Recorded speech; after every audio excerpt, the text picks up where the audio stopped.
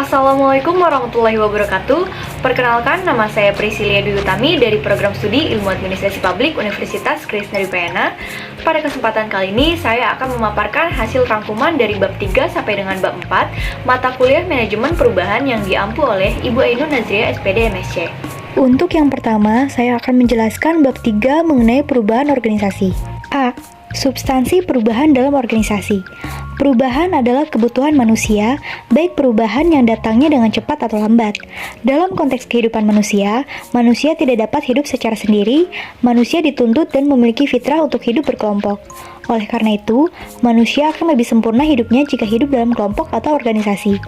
Aksiomatik sosiologis menyatakan bahwa manusia adalah makhluk individu, makhluk sosial, dan makhluk Tuhan.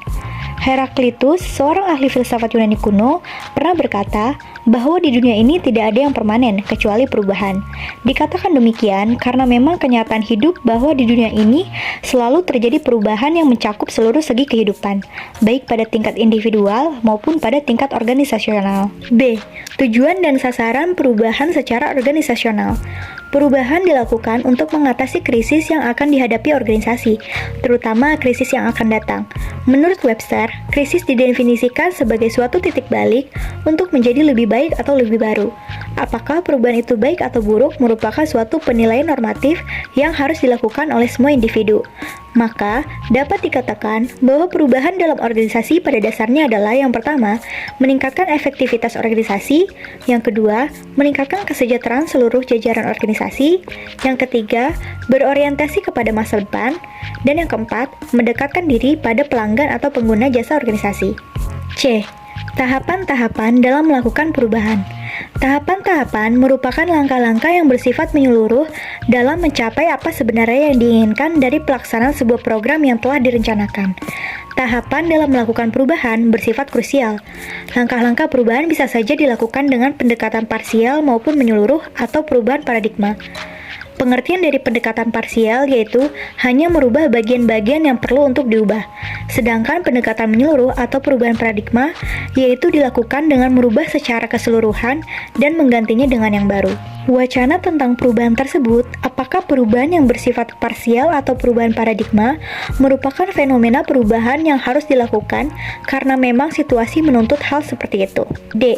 Tantangan dan perlawanan dalam melakukan perubahan. Para ahli sepakat bahwa dalam melakukan perubahan akan terjadi tantangan dan perlawanan. Perlawanan yang dilakukan tersebut bukan hanya dalam bentuk individual saja, tetapi juga dalam bentuk kelompok. Menurut Griffin, perlawanan terjadi karena beberapa hal, antara lain yang pertama, ketidaktentuan, yang kedua, kepentingan pribadi, yang ketiga, perbedaan persepsi, dan yang keempat, hilangnya rasa. Perlawanan terjadi juga karena tidak terjawabnya beberapa pertanyaan, seperti mengapa harus berubah, apa keuntungan dan kerugian jika perubahan dilakukan, dan lain sebagainya. Perlawanan pada dasarnya dilakukan orang karena perubahan biasanya diawali dengan ketidakmenentuan. Situasi ini akan membuat orang merasa tidak nyaman, karenanya perubahan sulit menghindari adanya perlawanan. E. Strategi mengatasi perlawanan perubahan organisasi. Berbagai cara atau strategi pada dasarnya dikemukakan dengan landasan berpijak yang kuat, baik berdasarkan pengalaman, penelitian, dan lain sebagainya.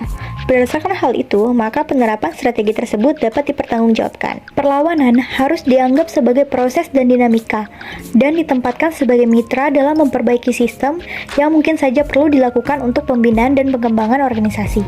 Untuk penjelasan selanjutnya, saya akan memaparkan bab 4 mengenai organisasi pembelajaran dalam konteks pengembangan organisasi. A. Substansi pengembangan organisasi. Pengembangan organisasi adalah suatu usaha yang direncanakan yang dimulai oleh para ahli proses untuk membantu sebuah organisasi mengembangkan keterampilan diagnostiknya, kemampuan penguasaannya, strategi hubungannya dalam bentuk sistem-sistem sementara atau setengah tetap, dan persamaan budaya. Fokus pengembangan organisasi adalah peningkatan proses pembaruan organisasional sedemikian rupa sehingga para manajernya dengan cepat mampu melakukan perubahan pada kultur organisasi yang dipimpinnya guna siap menghadapi permasalahan baru yang pasti timbul. Untuk kepentingan tersebut, 3 faktor utama yang harus diperhatikan ialah A. Visi masa depan, B. Rancang bangun suatu model perubahan, dan C. Penghargaan terhadap perilaku yang memperlancar terjadi perubahan. B. Proses pengembangan organisasi. Proses pengembangan organisasi sebagai bagian dari rencana perubahan organisasi dilakukan dengan diawali oleh tindakan diagnosis. Tindakan ini dilakukan untuk mengetahui kebutuhan rencana perubahan dan pengembangan organisasi. Tindakan diagnosis ini dilakukan dengan mengumpulkan dan menganalisis sebanyak mungkin hal-hal yang berkaitan dengan tujuan perubahan organisasi. Setelah tahap pengumpulan dan analisis tersebut, proses selanjutnya adalah melakukan tindakan intervensi dengan melakukan kerjasama dengan orang-orang yang memiliki keinginan untuk melakukan perubahan. Kemudian, barulah melakukan penguatan-penguatan untuk mendapatkan dukungan penuh dari orang-orang yang mendukung rencana perubahan dan pengembangan organisasi. Proses pengembangan organisasi yang diawali dengan diagnosis, intervensi, dan penguatan bertujuan agar proses pengembangan organisasi terjamin secara menyeluruh dan memungkinkan para ahli yang terlibat di dalamnya dapat melibatkan siapa saja sehingga semakin memperkuat barisan para pendukung rencana perubahan dan pengembangan organisasi. C. Pembinaan dan pengembangan organisasi perguruan tinggi. Perubahan selalu menjadi wacana dalam perguruan tinggi, sebab perubahan yang dilakukan dan dimulai dari perguruan tinggi memiliki akses yang besar dan lebih terjamin karena kredibilitas perguruan tinggi lebih dipercayai oleh masyarakat. Karena itu, organisasi perguruan tinggi secara ideal dapat melakukan perubahan dan mendorong terjadinya perubahan secara inovatif dan kreatif. Perubahan sebagai proses transformasi di perguruan tinggi meliputi berbagai aspek di dalam lembaga perguruan tinggi.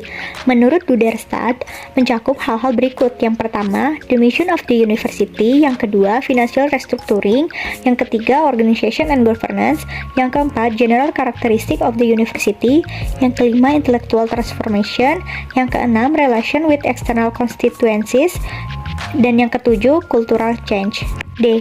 Organisasi pembelajaran dalam pengembangan organisasi perguruan tinggi.